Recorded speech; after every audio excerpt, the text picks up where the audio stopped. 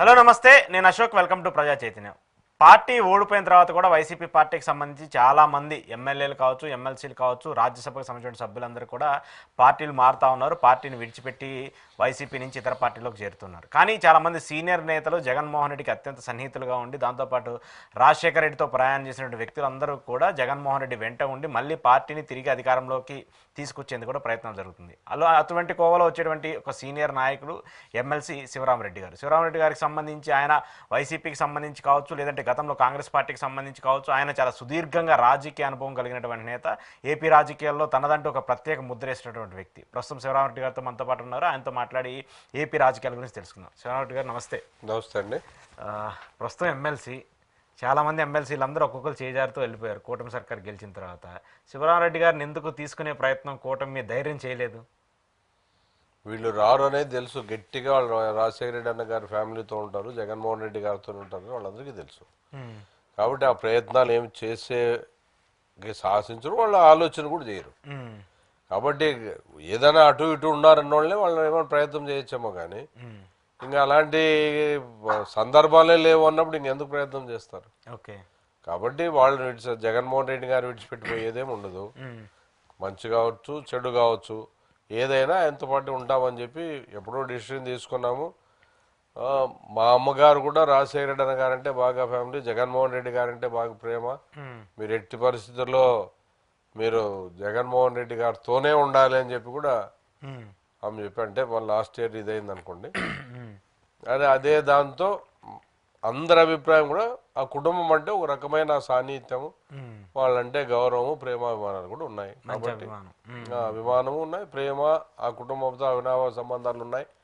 కాబట్టి ఆయన విడిచిపోవాలంటే మా కుటుంబ వ్యక్తిని మేము విడిచిపోతున్నామా అనే ఫీలింగ్ కూడా మాకు. చాలా మీది చాలా పెద్ద కుటుంబం. మీ తమ్ముళ్ళు కావచ్చు, లేదంటే మీ బ్రదర్స్ కావచ్చు, వాళ్ళందరూ కూడా ఎమ్మెల్యేలుగా పనిచేశారు. ప్రస్తుతం కూడా పోటీ చేసి ఇన్ఛార్జిగా కూడా ఉన్నారు. సో మీరు రాజశేఖర రెడ్డి గారి దగ్గర నుంచి చూసుకుంటూ వచ్చారు. రాజశేఖర రెడ్డి పరిపాలన చూశారు, మొన్న లాస్ట్ 5 years జగన్మోహన్ రెడ్డి పరిపాలన చూశారు. ఎలా అనిపించేది మీకు ఆ డిఫరెన్స్? ఇప్పుడు రాజశేఖర రెడ్డి అన్న గారు 30 years ఫైట్ చేసినాడు ఆ పొజిషన్ రావడానికి. కాబట్టి చాలా ఎక్స్పీరియన్స్ అనేది అందరికీ తెలుసు. సాధక బాధకాలు, ఎవరి కష్టాలు ఎట్లుంటాయి, ఏమి అనే ప్రతి పిన్ టు పిన్ ఆయనకు బాగా అవగాహన ఉంది. ప్రతి వ్యక్తి, ప్రతి కుటుంబాల గురించి ఆలోచన చేస్తాడు. జగన్మోహన్ రెడ్డి గారు ఆయన చాలా ఇబ్బందులు పడినారు. ప్రత్యేకంగా ప్రభుత్వాలు పెట్టే ఇబ్బందులన్నీ ఆయన చూసినాడు. రాజశేఖర రెడ్డి ఉన్నప్పుడు పార్టీలో పెట్టే ఇబ్బందులన్నీ చూసినాడు. ఆయన ఎట్లా తొక్కాలని చూడడం జరిగింది. అట్లా ఫైట్ చేస్తూ ఎదిగిన వ్యక్తి ఆయన. కింద స్థాయి నుంచి 30 ఏళ్ళు కష్టపడితే ముఖ్యమంత్రి అయినాడు. జగన్మోహన్ రెడ్డి గారు 9లో పెట్టడం జరిగింది, 19లో సీఎం కావడం జరిగింది. 2014లో ఒక పార్టీని పెట్టి ఆ స్పీడ్ వల్లనే 14కి ప్రతిపక్ష నాయకుని హోదా రావడం, మళ్ళీ దాని తర్వాత వితిన్ షార్ట్ పీరియడ్లో ముఖ్యమంత్రి కావడం, ఇవన్నీ కూడా జరగడం జరిగింది. ఈయన పాదయాత్ర చేయడం జరిగింది. పాదయాత్రలో ఈయన కూడా అందరి కష్ట నష్టాలు చూసి సొసైటీనే మార్చాలనే తలంపుతో జగన్మోహన్ రెడ్డి గారు వెళ్ళడం జరిగింది. ఆ విధానం ఏదైతే ఉందో, స్కూల్స్ డెవలప్ చేసేది అయితేనేమి, ఎడ్యుకేషన్ పరంగా ఇస్తే తప్ప సొసైటీలో మార్పు రాదు. అంటే జనరేషన్ గ్యాప్ డెఫినెట్గా ఆలోచన విధానం వేరు ఉంటుంది. రాజశేఖర రెడ్డి అన్న గారికి, జగన్మోహన్ రెడ్డి గారికి ఆ గ్యాప్ డెఫినెట్గా ఉంది, లేదని చెప్పడానికి లేదు. ఆయన ఆలోచన విధానం ఇప్పుడు కంప్యూటర్ యుగము, వీళ్ళ స్పీడ్కి అప్పుడు ఆ స్పీడ్ కాదు కదా.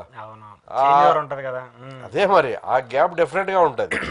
ఆలోచన ఈయన స్పీడ్ గా అన్ని చేసేలా, వితిన్ నాకు ఇచ్చిండే షార్ట్ పీరియడ్ లో నేను ఆంధ్రప్రదేశ్ నే మార్చాలనే తలంతో అంత స్పీడ్ గా వినబోవడం జరిగింది. రాజశేఖర రెడ్డి అన్న గారు అప్పుడుండే దాంట్లో అందరినీ, ఎవరిని ఇది కాకోకుండా ప్రతి వర్గాన్ని కూడా సాటిస్ఫై చేసి, వాళ్ళని ఎవరిని ఇబ్బంది పెట్టకుండా సున్నితమైన మనస్తత్వం, అందరితో మాట్లాడి పెట్టి. జగన్మోహన్ రెడ్డి గారిది సున్నితమైన, కొన్ని దాంట్లో కఠినమైన నిర్ణయాలు తీసుకుంటాడు. ఎవరైనా స్ట్రైట్ ఫార్వర్డ్. రాజకీయాల్లో స్ట్రైట్ ఫార్వర్డ్నెస్తో పాటు లౌక్యం కూడా అవసరమే. ఇప్పుడు ఏది మాట్లాడన్నా స్ట్రైట్ కట్టే కొట్టే తెచ్చా అంటే నచ్చవు కదా ఇప్పుడుండే కొన్ని రాజకీయాల్లో అది అవసరము. ఈయన స్ట్రైట్ చెప్పేస్తాడు, చెప్పాలనుకుంటే మనసులో పెట్టుకోడు. ఆయన ప్లెయిన్ గానే ఉంటాడు, చెప్పాలనేది స్ట్రైట్ గా చెప్పేస్తాడు. ఆ పెద్ద ఆయన అట్లా కాకుండా కొంచెం మనసు నొప్పించకుండా దాన్ని ఇంకో రకంగా అది చెప్పి కాదులే అన్న ఇది ఇలా చేద్దామని ఏదో ఒకటి చెప్తా ఏదో చెప్పి ఇట్లా కాదు ఇది ఇదని నచ్చ చెప్పి ఆ ప్రయత్నాలు జరిగేవి. ఇంకో వేరే వాళ్ళ ద్వారా కూడా ప్రయత్నం చేయించే పరిస్థితి. ఆయన టీం వర్క్ కూడా అట్లే ఉంది. ఓకే ఓకే అది ఒక పెద్ద సంస్థాగత ఇది కదా పార్టీ, అవును కాంగ్రెస్ పార్టీ అంటే అది డిఫరెంట్ ఉంటుంది. పెద్ద సంస్థ. ఇది ప్రాంతీయ పార్టీ కాబట్టి ఆయన ఎమ్మడుండేవాళ్ళు కూడా ఆ టీం వర్క్ చేయాల కలిసికట్టుగా. ఓకే ఆ గ్యాప్ ఉందా నిజంగానే పార్టీకి సంబంధించి? కొంతమంది ఆ జగన్మోహన్ రెడ్డి ఉన్నటువంటి చుట్టూరు కొంతమంది వ్యక్తులు ఇబ్బంది పడుతున్నారని చెప్పేటువంటి అంశం పెద్ద ఎత్తున వచ్చింది కదా. మీరు కూడా ఒక ఎమ్మెల్సీగా ఉన్నారు కాబట్టి మీకు కూడా తెలుస్తుంది కదా. వచ్చింది అంటే నాయకుడు నేనేదో చేంజ్ చేయాలనే ఉద్దేశంతో ఈ అఫీషియల్స్ మీటింగ్స్ ఎక్కువ పెట్టడం వల్ల ఆయన విత్ ఇన్ 5 yearsలో నా బ్రాండ్ ఏదో చూపించాలనే ఆలోచనతో ఈ గ్యాప్ కొంచెం ఏదంటే వీళ్ళతో కలడం కొంచెం తక్కువే. ఎవరు చెప్పినా చెప్పకపోయినా అది వాస్తవం అనేది అందరికీ తెలుసు. ఓకే అది మామూలుగా రాజశేఖర రెడ్డి అన్న గారు ఎట్లా అంటే 3 to 5 ఇంటర్వ్యూస్ ఉంటుండే ఎవరికన్నా కానీ, ఎవరు పోయినా ఆ టైంలో కలిసొచ్చు. మళ్ళా మార్నింగ్ క్యాంప్ ఆఫీస్లో కలిసొచ్చు, కామన్ పీపుల్ కూడా కలిసొచ్చు. ప్లస్ నా ఒక స్థాయి నాయకులు అంటే ఎవరు పోయినా ఆయన కలవడానికి.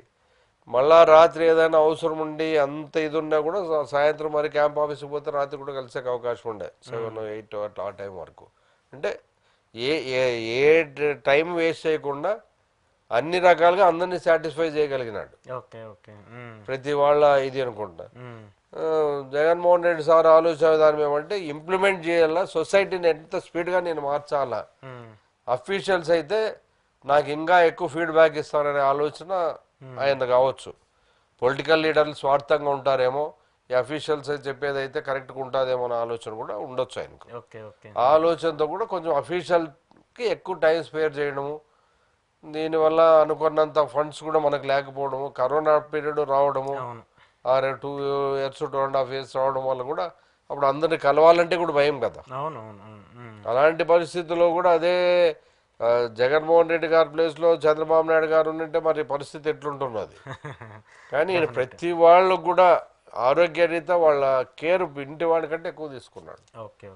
ఆ రోజే చెప్పినాడు ఆయన, ఒక క్రోసిన్కి పారాసిటమాల్ దీనికి మెడిసిన్ ఇది అని ఫస్ట్ రోజు చెప్పినాడు. అప్పుడు అందరూ ఎగతాళి చేసినారు, కానీ తర్వాత అదే ఫైనల్ అని వచ్చింది కదా.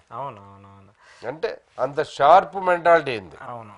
సో మీరు ఆ కుటుంబానికి చాలా దగ్గరగా ఉండేటువంటి వ్యక్తులు, వైఎస్ కుటుంబం అంటే చాలా దగ్గరగా రాజశేఖర రెడ్డి గారిని చూశారు. మీరు ఇంకా చెప్పాలంటే విజయమ్మ గారితో కూడా చాలా మంచి సన్నిహిత సంబంధాలు ఉన్నాయి. పార్టీకి సంబంధించి వ్యవహారాలకు సంబంధించి కావచ్చు, కుటుంబానికి సంబంధించి ఇలాంటి ఇబ్బందులు వచ్చినప్పుడు, లేదంటే పార్టీకి సంబంధించి కావచ్చు, లేదంటే విజయమ్మ గారి దగ్గర నుంచి రావచ్చు, ఎలా ఉండేది ఆ రిసీవింగ్ అంతా? ఆమె పార్టీ గురించి కానీ కొడుకు గురించి కానీ ఏమన్నా మాట్లాడతారా మీతో ఎప్పుడన్నా కలిసినప్పుడు? కానీ ఏమన్నా ఎలా ఉంది పార్టీ, బాగున్నారా, అవన్నీ మంచి చెడు అన్నీ అడుగుతుంది. ఆమెకు అన్నీ తెలుసు, పెద్ద ఆయనతో తిరిగింది, ప్రేమ ఆప్యాయతకి మారిపోయారు ఆమె. ఎవరన్నా ఇబ్బందుల్లో ఉన్నారంటే కూడా అప్పుడు రాజశేఖర రెడ్డి అన్న గారు ఉన్నప్పుడు హెల్పింగ్ నేచరే. ఎప్పుడు పోయినా ఏదో తన వంతు సాయం ఏదున్నా కూడా చేసే పరిస్థితి. చాలా మంచి వ్యక్తి. కాబట్టి రాజశేఖర రెడ్డి అన్న గారు కూడా అంత 30 ఏళ్ళు ఎక్కడ తిరిగి కష్టపడినా కూడా ఆమె సపోర్ట్ కూడా ఉంది. కాబట్టి ఇంట్లో మామూలు చెప్తారు కదా, ప్రతి పురుషుడు వెనక ఒక స్త్రీ ఉంటుందని, అట్లా ఆమె కూడా ఫుల్ గా సపోర్ట్ చేసింది కాబట్టి అంత ఎదగలిగినాడు.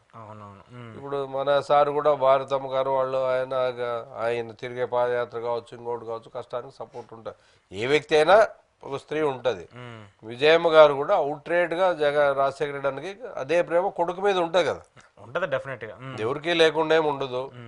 అడుగుతుంటారు మంచి చెడు, బాగున్నారా, బాగుండాలా, చేయాలా అని. ఏ తల్లి అయినా కొడుకు బాగుండాలనుకుంటారు. ఆయన రాజశేఖర రెడ్డి అన్న గారి ఆశయాలు ఫుల్ఫిల్ చేయాలనేది కూడా ఉంటుంది. మా ఆయన చేసిన పోయినవి మిగిల్చినవి ఏమన్నా ఉన్నా నా కొడుకు ద్వారా ఫుల్ఫిల్ కావాలనేది ఉంటుంది డెఫినెట్ గా. అంటే పార్టీలో కొంత గ్యాప్ వచ్చింది ఆమెకి, ఏదో ఇంటర్నల్ గా మీడియా విభేదాలు ఇవన్నీ చూస్తున్నాం కదా. సో అలాంటి ఏమన్నా సాల్వ్ చేసి అలాంటి ఏమన్నా అయ్యే పరిస్థితులు ఉన్నాయా? డెఫినెట్ గా సాల్వ్ అయితే ఇంటి రక్త సంబంధం సాల్వ్ కావనే పరిస్థితి ఏది ఉండదు కదా. కొంచెం టైం బాగలేనప్పుడు, బ్యాడ్ టైం అప్పుడు కొంతమంది వ్యక్తులు చెప్పే మధ్యగా ఏదో అవి చెప్పి గ్యాప్ పెంచడం వాళ్ళు కొంతమంది ఉన్నప్పుడు కొంచెం గ్యాప్ ఉంటుంది. తర్వాత వాళ్ళేమి ఎవరు ఆలోచన లేకుండా ఉండేవాళ్ళేం కాదు. కూతురు కావచ్చు, ఆయన కావచ్చు, వాళ్ళ తల్లి కావచ్చు, వాళ్ళందరికీ లోక ప్రపంచ జ్ఞానం ఉంది కాబట్టి అదేం పెద్ద సమస్య కాదు, సాల్వ్ అవుతుంది. అంటే రాజకీయంగా ఎక్కువ ఇబ్బంది జరుగుతుంది కదా. టీడీపీ వాళ్ళు దీన్ని ఎక్కువ ఎలిగేషన్స్ చేయటము, తల్లిని మోసం చేశాడు, చెల్లిని మోసం చేశాడు అని పదే పదే మాట్లాడటం, అది రాజకీయంగా ఇబ్బంది పెడుతుంది కదా. ఇప్పుడు తల్లిని మోసం చేసినాడు, చెల్లిని మోసం చేసినాడు అని ప్రతిపక్ష పార్టీ అవతల పార్టీలు ఏదున్నా కూడా ప్రతి చిన్న దాన్ని కూడా భూతద్దంలో వేసి చూపిస్తాయి. దాన్ని చెప్పిన దాన్నే 10 సార్లు చెప్తే పబ్లిక్ వినరు కదా. అంతే అది కుటుంబ వ్యవహారం. కుటుంబ వ్యవహారం డిఫరెంట్, అది పబ్లిక్ అవసరంలే. వాళ్ళ ఇంటి సమస్యలు వీళ్ళు ఎందుకు ఆలోచిస్తారు? మొదట్లో ఒకసారి 2 సార్లు ఏమో ఏమో అని అనుకున్నా తర్వాత వాళ్ళు సర్దుకుంటారులే అనుకుంటారు. కానీ ఇప్పుడు ఎన్ని కుటుంబాలు అట్లా విడిపోయి కలిసి ఉన్నాయి. కాబట్టి రాజకీయంగా చాలా ఉంటాయిగా. దాన్ని అంత ప్రత్యేకంగా చూసి పెద్ద భూతద్దుమేలో వేసి ఇష్యూ అన్నట్టు చూడరు. Okay okay. చాలా మంది సీనియర్ నేతలు అందరూ వెళ్ళిపోయారు సార్ పార్టీ నుంచి, వైసీపీ నుంచి. అంటే ఇంత కష్టకాలంలో 11 స్థానాలకు పడిపోయినటువంటి వైసీపీ పార్టీకి అందరూ నిలబడి ఉండాలి. మీలాంటి పెద్దవాళ్ళు చాలా మంది సీనియర్లు అందరూ ఉన్నప్పటికీ కూడా విజయసాయి రెడ్డి లాంటి వాళ్ళు, లేదంటే బాలినేని లాంటి వాళ్ళు, ఇంకొందరు వెళ్ళిపోయారు కదా. పార్టీకి ఏమైనా నష్టం జరిగే అవకాశం ఉంటుంది అనుకున్నారా? ఇప్పుడు పార్టీ ఇప్పుడు బీజేపీకి 2 సీట్లు ఉండే, దానికి ఏ లీడర్లు ఉండలే. మరి ఈరోజు ఇది 3rd టైం సెంట్రల్లో రావడం, అవునా కదా చెప్పండి. కాబట్టి క్యాడర్ మోస్ట్ ఇంపార్టెంట్. లీడర్ కంటే క్యాడర్ ఇంపార్టెంట్. పార్టీ క్యాడర్ ఎంత బలోపేతంగా ఉంటే ఆ పార్టీ అంత డెఫినెట్గా బలంగా ఉంటుంది. ఇప్పుడు నేను పోయినానులే, నేను పోతే అందరూ పోతారు, నేను వస్తే అందరూ వస్తారు. కొద్దిమంది లీడర్లు ఉండొచ్చు స్టేట్లో, వాళ్ళు పోతే కొంత పర్సంటేజ్ పోవడం అనేది. కానీ వాళ్ళ వ్యక్తిగత విషయాల వల్ల ఎందుకు పోయినారో మాకు తెలియదు. కాబట్టి వాళ్ళు పోతేనే పార్టీ అంతా అయిపోతుంది అని వాళ్ళు అనుకోరు, పోయిన వాళ్ళు కూడా అనుకోరు. నేను పోతే పార్టీ వీక్ అయిపోతుంది, ఇంకా అసలు ఈ పార్టీ ఉండదని వాళ్ళు కూడా ఏమి అనుకుని పోయిండ్రు. వాళ్ళ వ్యక్తిగత కారణాల వల్ల వాళ్ళకుండే గ్యాప్ వల్ల వాళ్ళు పోయి ఉండొచ్చు. అంత మాత్రాన పార్టీకి లేకుండా ఉండదు, వీక్ అయిపోతుంది అనేది. జగన్మోహన్ రెడ్డికి ఏం కాదు. జగన్మోహన్ రెడ్డి ఒక మహాశక్తి, అంతే అంటారా? ఆయన ముందు ఊరికి ఎన్ని కుప్పికంతలు వేసినట్లు ఉంటుంది. ఆంజనేయ స్వామి ముందు కుప్పికంతలు వేస్తామో మేమంతా అట్లా వేసినట్లు ఉంటుంది. ఆయనే ఒక ప్రభంజనము. ఆ ప్రభంజనములో ఇంకా మా లాంటి చిన్నవన్నీ ఏమైతే చెప్పండి. నేను రాయలసీమ అంటేనే ఒక బాగా స్ట్రాంగ్నెస్ ఉండే పార్టీ ఏ పార్టీకైనా. అలాంటిది వైసీపీకి ఇంకొంచెం ఎక్కువ డిమాండ్ ఉంటుంది అక్కడ రాయలసీమలో. అందులో అనంతపురానికి సంబంధించి ఇంకా అది వేరే అన్ని క్యాడర్ ఎక్కువ ఉంటుంది. కానీ ఎందుకు పార్టీకి అంత డ్యామేజ్ జరిగింది రాయలసీమలో? అదే ఈ క్యాడర్కి లీడర్కి గ్యాప్ రావడం వల్ల మెయిన్. ఇప్పుడు మా నాయకుడిని కలవలేకపోవడము, మా సమస్యలు చెప్పాలనుకుంటే కింద స్థాయిలో మాకంటే ముఖ్యంగా ఆయనకు చెప్పాలనుకుంటారు. ఒక రకమైన క్యాడరు. మేము ఆయన్ని కలిసి శంఖంలో వస్తే తీరుతాం. శివరామరెడ్డితో చెప్తే మనకు సాటిస్ఫాక్షన్ ఉండదు. జగన్మోహన్ రెడ్డి గారితో చెప్తేనే మాకు తృప్తి అనేది కొంతమంది ఉంటారు. కొంతమంది ఫోటోలు దిగితే సాటిస్ఫై అవుతారు. కొంతమంది ఆయనతో సమస్యలు చెప్తే మాకు సాల్వ్ అవుతాయని నమ్మకంతో ఉంటాయి. ఆయనతో చెప్తే డెఫినెట్గా అవుతాయిలే. ముఖ్యమంత్రి చెప్పినప్పుడు వీలైనంత ప్రాబ్లమ్స్ తగ్గిపోతాయి. అది ఆ గ్యాప్ కూడా మధ్యలో మమ్మల్ని కలువనివ్వలేదే, మమ్మల్ని పట్టించుకోలేదే. మా గౌరవం మొదట్లో ఇంత ఇది ఉండేది. ప్రతి కార్యకర్త నేను లీడర్ని కలాలనే ఆలోచన రాజశేఖర రెడ్డి అన్న గారు ఉన్నప్పుడు లేదు. అది ఓ రకంగా కలిస్తే చాలు ఒక రకమైన లీడర్. ఈరోజు కింద స్థాయి నాయకుడితో పాటు పైన వాళ్ళు కూడా కార్యకర్త కూడా కలాలనుకుంటాడు. అప్పుడు అట్లా కాదు, మీరు కలిస్తే చాలులే మాకే మీరు ఉన్నారు కదా అంటుండే. ఇప్పుడు అట్లా కాదు, కాలం చేంజ్ అయింది కదా, మేమే కలిసాలా డైరెక్ట్ అంటారు. అది కూడా అందరినీ కలవడం సాధ్యం కాదు కదా. ఆ గ్యాప్ కొంచెం ఉంటుంది. కొంచెం ఈ అఫీషియల్ మీటింగ్ అనుకోవడము, ఇంత టైం ఎక్కువ స్పేర్ చేయకపోవడం కూడా కొంచెం ఇబ్బందిగా ఉండొచ్చు. దానివల్ల ఈ గ్యాప్ వచ్చి ఉంటుంది. ఎందుకంటే ప్రతి దగ్గర లీడర్షిప్ ఉంటుంది. ఆ లీడర్ కింద వాగ్దానం చేసి ఉంటాడు. ఇక్కడ చేయడానికి అవకాశం లేదంటే ఫండ్ తక్కువగా ఉండడం వల్ల, వివిధ కార్యక్రమాలు ఈ వాలంటరీ వ్యవస్థ అనేది రావడం వల్ల లీడర్లు అడిగేవాళ్ళు లేరు. దానివల్ల కూడా కొంచెం అట్లా ఆ గ్యాప్తో మాతో ఏం పని ఉందిలే అని ఎవరికి వాళ్ళు సైలెంట్ కావడం వల్ల కూడా ఈరోజు రాయలసీమలో ఈ పరిస్థితి. శివరామరెడ్డి గారు ఎమ్మెల్యేగా పోటీ చేయాలని చెప్పేసి చాలా ప్రయత్నిస్తూ వస్తున్నారు. కానీ ఆయన్ని ఎందుకు ఏ శక్తులు అడ్డుపడతా వస్తున్నాయి ఆయనకి? టికెట్ రానికుండా చేయడానికా, లేదంటే లేదు శివరామరెడ్డి గారు నేనే ఇంకా బాగా పోటీ చేసి గెలవగలనని నమ్మకం ఉండేదానికా? అదే లీడరు అభిప్రాయము. ఆయన ఎవరికి వెళ్ళాలనుకుంటాడు. అందులో మా ఇంట్లో 3కి ఆల్రెడీ ఇచ్చినాడు.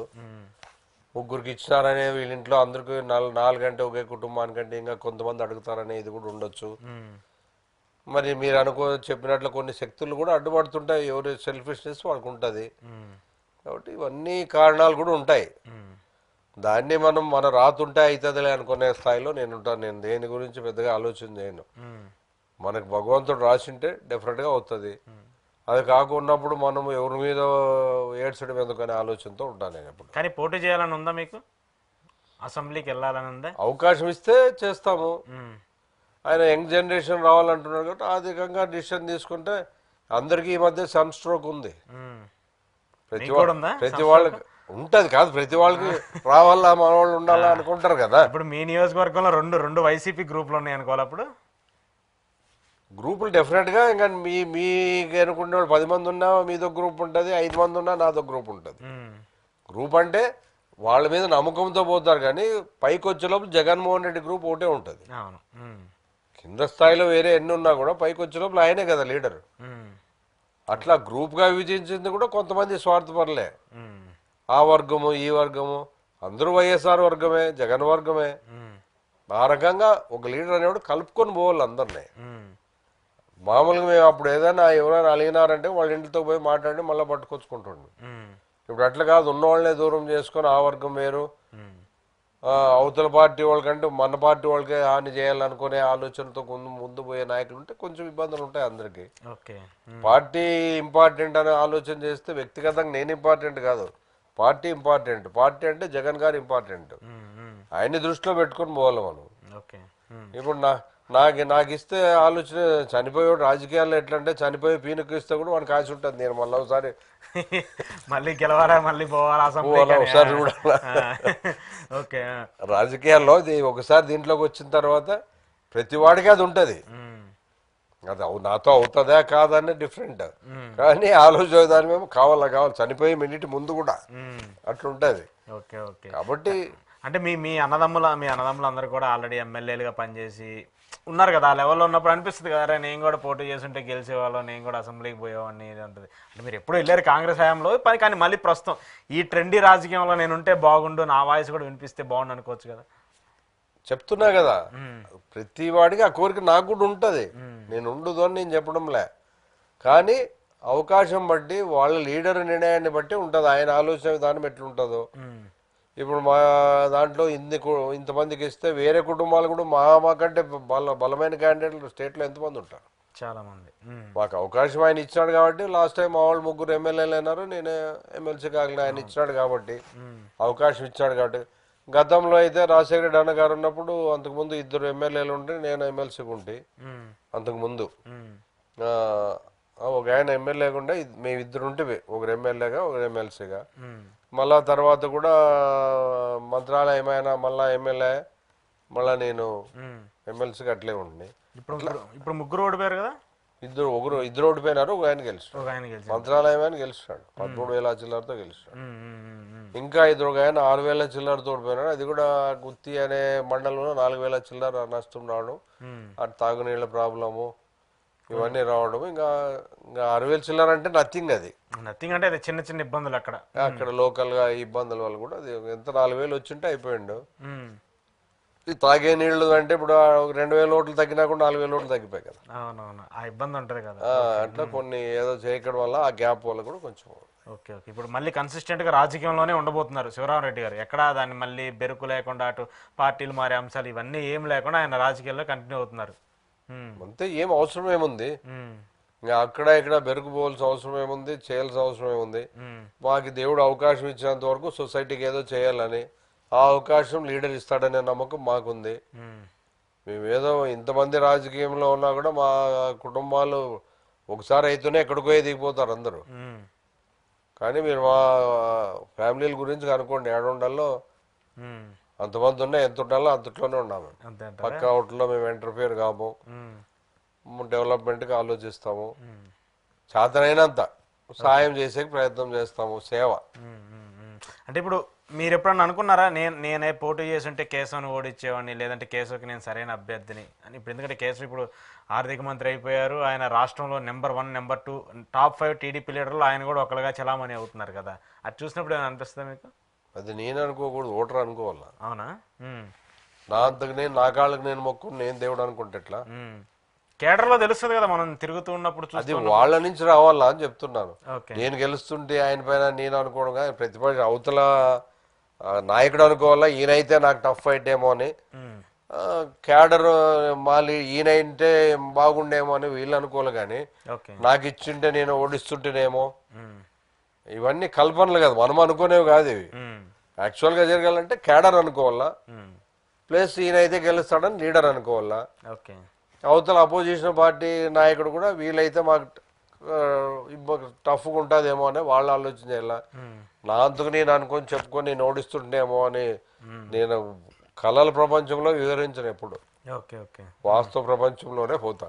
ఎలా ఉంది కేశవ్ పనితీరు? బాగా నియోజకవర్గానికి ఏమైనా జరుగుతుందా, ఏమైనా చేస్తున్నారా? ఎందుకంటే చూద్దాం, మొన్నే కదా వచ్చింది అది. మీరు ఎమ్మెల్సీగా ఉన్నారు, మీరు కూడా కంపల్సరీ ఏదైనా మీ సైడ్ నుంచి నిధులు రావాలని ఏదైనా తీసుకురావాలన్నా కూడా మీరు కూడా ప్రయత్నిస్తూ ఉండాలి కదా. నేను అన్నిటికీ గట్టిగా ప్రయత్నం చేస్తాను. ఉమ్, ఏ ప్రభుత్వమునో అభివృద్ధి అనేది ముందు అనేది నా కాన్సెప్ట్. నేను ఉన్నప్పుడు ఎమ్మెల్సీగా ఉన్నప్పుడు కానీ డ్రింకింగ్ వాటర్ది కానీ, ఇంకా సబ్స్టేషన్స్ కానీ, ఉమ్, స్కూల్ బిల్డింగ్స్ కానీ, హాస్టల్స్ కానీ, నా చేత రోడ్డు వర్క్స్, లిఫ్ట్ ఇరిగేషన్లవి, ఉమ్, 50 బెడెడ్ హాస్పిటల్ ఉరుకొండకి, ఉమ్, పిఎస్సీలు కొన్ని నా చేత అయినవన్నీ నేను చేసిన.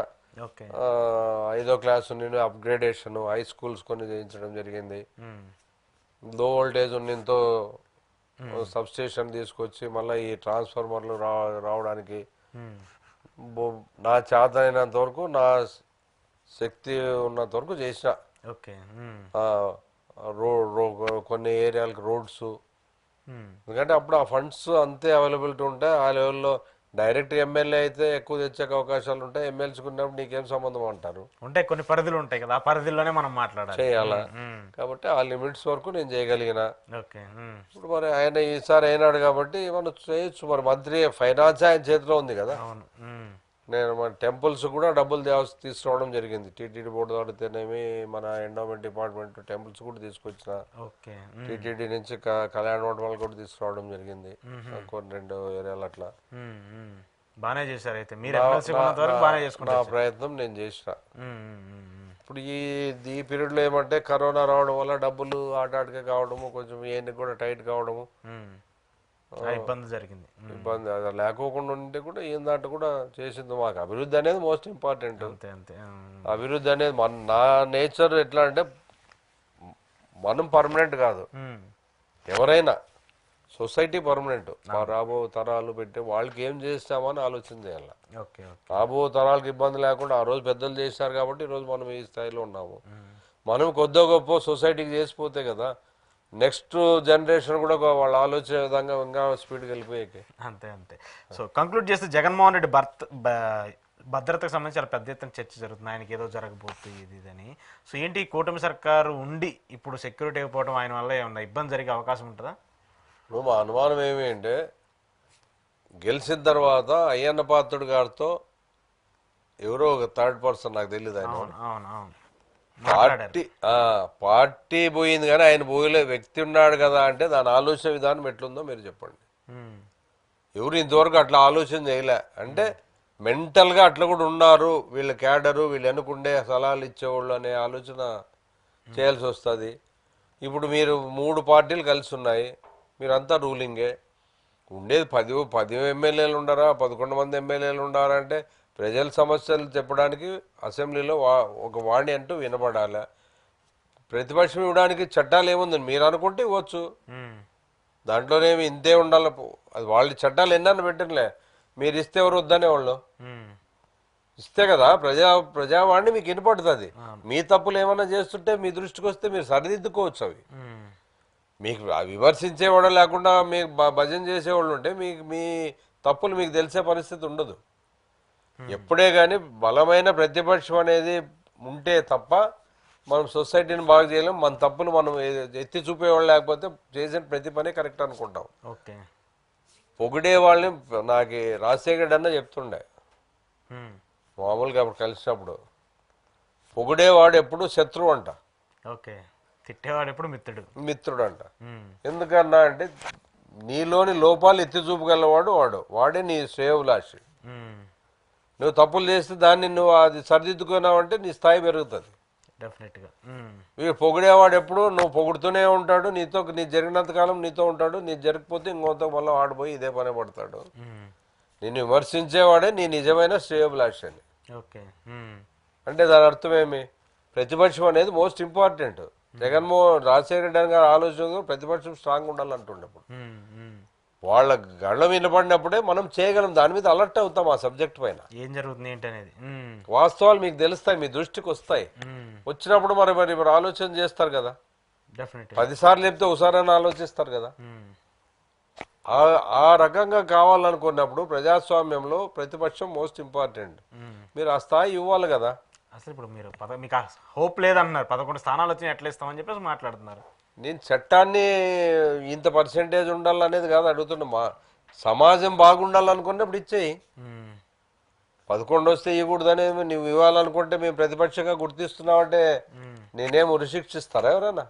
ఎవరు చేయరు కదా. ఎవరు చేయరు కదా. మీరు నాయకుడు, మీరు చెప్పి లేదు ఇస్తున్నాం, మీరు రావాలా, వాయిస్ వినపడాలా. నాకు సీనియర్ మోస్ట్ నాయకుడు అంటున్నారు మీరు.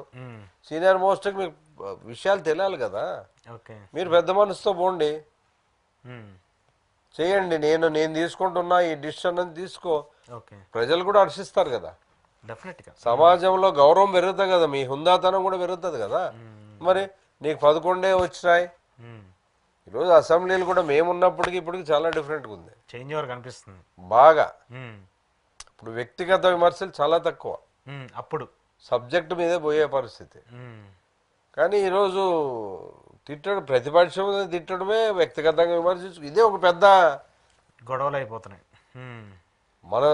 మనల్ని మీరేదో పర్సనల్గా చేసుకుంటారు, నాకేం అవసరం, సమాజానికి ఏం నష్టం అది. అంతే కదా. దాని నుంచి సమాజానికి నష్టం కానంతో వాళ్ళ వ్యక్తిగతం మనకు సంబంధం లే. మనం సొసైటీకి దీన్ని చేస్తున్నామా లేదా అని మేజర్ పార్ట్ ఆలోచన చేయాలి. Okay okay okay. సో ఇప్పుడు అలాంటివి జరగట్లేదు. అలాంటివి 90% జరగడం లే. కేవలం ఇంచుకున్న వ్యక్తిగత విమర్శలు, నువ్వు అది ఇది ఇది వినడానికి ఎబ్బెట్టుగా ఉంటుంది, చూడడానికి టీవీలు చూడడానికి కూడా చాలా మంది క్లోజ్ చేస్తారు. Okay okay. సో వైసీపీ మళ్ళీ అధికారంలోకి వస్తుందని మీరు నమ్ముతున్నారు? నమ్ముతాం కాదు, వస్తుంది. అది వస్తుంది, డెఫినెట్గా వస్తుంది. నమ్మకం కాదు, ఇది వస్తుంది. ఇప్పుడు కనిపిస్తుందా మీకు పిక్చర్ కనిపిస్తుందా ఈ 9 నెలల పాలన చూస్తున్నప్పుడు, జగన్మోహన్ రెడ్డి చేంజ్ ఓవర్ చూస్తున్నప్పుడు? ఇప్పుడు మీరు ఒకటి ఆలోచన చేయండి. ఈయన ఏదో ఇప్పుడు మన పురపాలక సంఘం మున్సిపాలిటీల్లో వీటిలో వాటికి సంబంధించి వాళ్ళు ఎత్తుకోవడము చేయడము ఇవన్నీ ఓటర్ గమనిస్తూనే ఉంటాడు. బయటపడ్డ ఎప్పుడు ఓటర్ దాని టైం ఎప్పుడు వచ్చి ఉంటుందో అప్పుడు ఆ రోజు చూపిస్తాడు ఆయన పరిస్థితి. ఓకే, వీళ్ళు మేము ఏదో నానా రకాలుగా మేము చేసుకుంటాంలే అనే ఆలోచన ఉండొచ్చు. భవిష్యత్తులో జరిగే అవకాశమే లేదు. ఒకసారి మీరు దెబ్బతిన్నారంటే ప్రతిపక్షం నుంచి మీ అలర్ట్ మీరు ఉంటారు కదా. ఇప్పుడు జగన్మోహన్ రెడ్డి అన్ని నేర్చుకుంటూ వస్తూ ఉంటాడు, మరి విద్యలు నేర్చుకుంటాడు కదా, ఆయన కూడా నేర్చుకుంటాడు కదా. ఒకసారి ఈత బాయిలోకి ఎగిరే వరకు కష్టము, ఈత కొట్టేది అలవాటు అయినాక ఇంకేముంటది, ఎన్నిసార్లు దూకుతాడు ఈతాడు. కాబట్టి దాని ఆయనకి భయపడ్డు. ఆయనకి సెక్యూరిటీ మేము ఎందుకు అడుగుతున్నామంటే ఇలాంటి కార్యక్రమాలు జరిగి ఏదైనా ఒకటి పోయి జరిగితే ఆయన ఏదో ఒక అకేషన్ ఉంటుంది, కొంతమంది అల్లరి మూకలు పోతుంటారు, ఏదో సృష్టించాలా అలజడి లేపాలని. సెక్యూరిటీ ఎక్కువ ఉంది అనుకోండి, నాయకుడికి ఏమవుతానికంటే ఈ ఇన్సిడెంట్లు జరగకుండా ఉంటాయి అని, అలాంటి ఇబ్బందులు జరగకుండా ఎవరికైనా నష్టం జరగకుండా ఉంటుందని. ఇప్పుడు మీకు తెలుసు కదా మన వైకుంఠ తిరుపతికి సంబంధించి మీరు అన్ని మేజర్స్ మేము అన్ని సరిగ్గా చూసా ఉంటారు, అనుకోకుండా జరిగే సంఘటనలు ఇవి. కొంచెం సెక్యూరిటీ వీళ్ళంతా ఎక్కువ ఫోర్స్ ఎక్కువ ఉందంటే భయపడతారు, సిస్టమేటిక్గా పోతారు. అది మేము చెప్పేది. ఇప్పుడు నిన్న విజిట్ చేసిన ఏరియాలంతా ఎట్లా వచ్చారు మీకే తెలుసు. జనాలు ఎక్కువ వస్తున్నారు, దానికి సంబంధించి సెక్యూరిటీ ఇవ్వాలనేది. ఆ సెక్యూరిటీ ఇవ్వండి. ఇప్పుడు ఏమి జరగకుండా, ఇన్సిడెంట్ జరగకుండా ఆంధ్రప్రదేశ్ ప్రజానీకం అంతా బాగుండాలి, దాంట్లో మనం కూడా ఉండాలి. ఓకే ఓకే, అంతే కదా. చూద్దాం సార్, ఖచ్చితంగా సెక్యూరిటీ ఇవ్వాలని మీరు డిమాండ్ చేస్తున్నారు, మరి ఇస్తారా లేదా అనేది కూడా డెఫినెట్గా ఇచ్చి తీరాలి. ఆయన మీ పెద్దరికం మీరు నిరూపించుకోవాలనుకుంటే, మీరు నిజంగా మీకు అన్ని సంవత్సరాలు ఇండస్ట్రీ ఉంది అంటే మీరు ఇవ్వండి. ఓకే ఓకే, మీరైతే డిమాండ్ చేస్తున్నారు చంద్రబాబు? డిమాండ్ చేస్తున్నాం, ఇవ్వాల్సిన బాధ్యత కూడా ఆయనకు ఉంది. ఓకే, ఇవ్వాల్సిన బాధ్యత చంద్రబాబు నాయుడు గారికి ఉంది. ఇప్పుడు మీరు సీనియర్ నాయకుడు అంటే ఏమిట్లో సీనియర్ చెప్పండి? ఈ ఆలోచన విధానమే సరిగా లేకపోతే ఇంక సీనియర్ ఎందుకు? అంతే కదా. మాలాంటి వాళ్ళు ఆలోచన చేయకపోవచ్చు. మీరు ఒక స్థాయిలో అన్ని సంవత్సరాలు ఉండి మీరు 2 సార్లు కంబైన్డ్ స్టేట్ కు ముఖ్యమంత్రి అయినారు, 2 సార్లు ఈ స్టేట్ కు అయినారు. మరి ఎంత బ్రాడ్ గా ఆలోచన చేయాలి మీరు? ఓకే, మీరు విశాలంగా ఆలోచించాలి ప్రతి నిర్ణయాన్ని కూడా. దాంట్లో ఇది ఒక భాగం. డెఫినెట్గా సార్ మీరు చెప్పినట్టు చేయాలి. మరి చూద్దాం. దానికి సంబంధించి శివరామరెడ్డి గారు చాలా గట్టిగా డిమాండ్ చేస్తున్నారు జగన్మోహన్ రెడ్డి గారి సెక్యూరిటీకి సంబంధించి. ఇది వైసీపీ ఎమ్మెల్సీ శివరామరెడ్డి గారితో స్పెషల్ ఇంటర్వ్యూ. చూస్తూనే ఉండండి ప్రజా చైతన్యం.